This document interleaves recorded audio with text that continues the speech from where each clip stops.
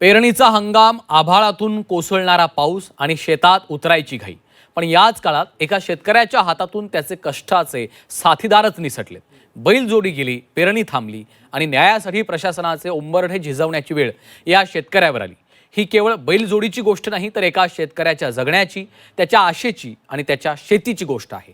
Zee 24 तासने या शेतकऱ्याची व्यथा दाखवली आणि पाठपुरावा केला. त्यामुळे अखेर प्रशासनानं दखल घेत त्या शेतकऱ्याला त्याची बैलजोडी परत दिली. एका शेतकऱ्यांच्या अश्रूमागची वेदना आणि त्याला झी 24 तासच्या मदतीने मिळालेला न्याय, यामुळे पुन्हा एकदा झी 24 तासची बातमी म्हणजे इम्पॅक्टची हमी हे वाक्य खरं ठरलंय.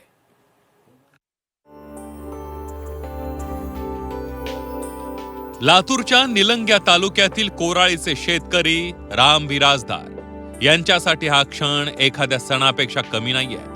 कारण झी 24 तासच्या पाठपुराव्यानं शेतकऱ्याला आठवडाभरानंतर त्याच्या कष्टाचे साथीदार अर्थात बैलजोडी परत मिळाली आहे. काही दिवसांपूर्वी बिराजदार यांनी बाजारातून बैलजोडी खरेदी केली होती. ती बैलजोडी घेऊन ते गावाकडे परतत असताना काही गोरक्षकांनी बैल कत्तलीसाठी नेले जात असल्याच्या संशयावरून त्यांना अडवलं. त्यानंतर पोलिसात गुन्हा दाखल करण्यात आला आणि बैल गोशाळेत ठेवण्यात आले. आपण बैल शेतीसाठीच खरेदी केले होते असं सांगत राम बिराजदार यांनी बैल परत मिळावेत अशी मागणी केली. पेरणीच्या तोंडावर बैलजोडी नसल्यानं शेतीची कामं ठप्प झाल्याची व्यथा झी 24 तासकडे त्यांनी मांडली. मानत असताना इथं गोरक्षकवाल्याने निलंग्याला धरले आणि पोलीस ठाण्यामध्ये आणले. पोलीस ठाण्यामधून आणून माझ्यावर बैलावर उलट केस केले. केस करून गोशाळेत बैल टाकले. मग झी 24 तास यांनी हे उचलून धरल्यामुळं आणि सकाळी न्यूजला टाकल्यामुळं बातमी सगळी मग आम्हाला झी 24 तासचं न्यूज भेटल्यामुळं आम्हाला 5 घंट्याच्या मध्ये आम्हाला आमचे बैल परत मिळाले. या संपूर्ण प्रकरणाला झी 24 तासने वाचा फोडली. पीडित शेतकऱ्याची बाजू, त्याची व्यथा आणि पेरणीच्या काळातील अडचणी प्रशासनापर्यंत पोहोचवल्यानंतर सूत्र हल्ले. याच्या संदर्भामध्ये सखोल चौकशी झाली पाहिजे. गैरसमजातनं कुठच्या शेतकऱ्यावर कारवाई होणार नाही याची दक्षता घेतली गेली पाहिजे. झी 24 तासने बातमी थेट अधिवेशनात पोहोचवल्यानंतर पोलीस प्रशासनानं राम बिराजदार यांना बोलावून घेतलं आणि गोशाळेतून त्यांची बैलजोडी त्यांच्या ताब्यात देण्याची प्रक्रिया पूर्ण केली.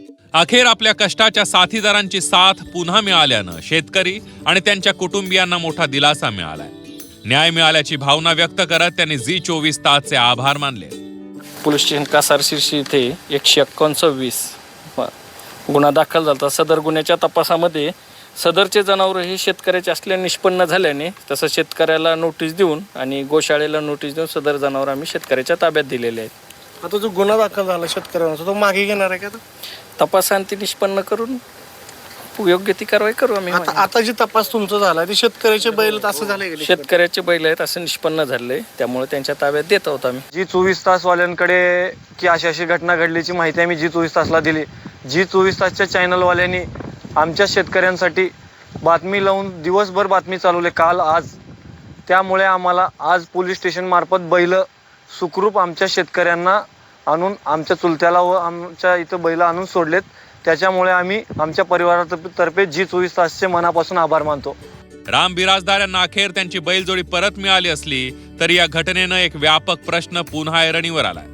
कत्तलीसाठी नेली जाणारी जनावरं आणि शेतीसाठी खरेदी केलेली बैलजोडी यामधील फरक ओळखण्याबाबत अनेकदा वाद निर्माण होतात.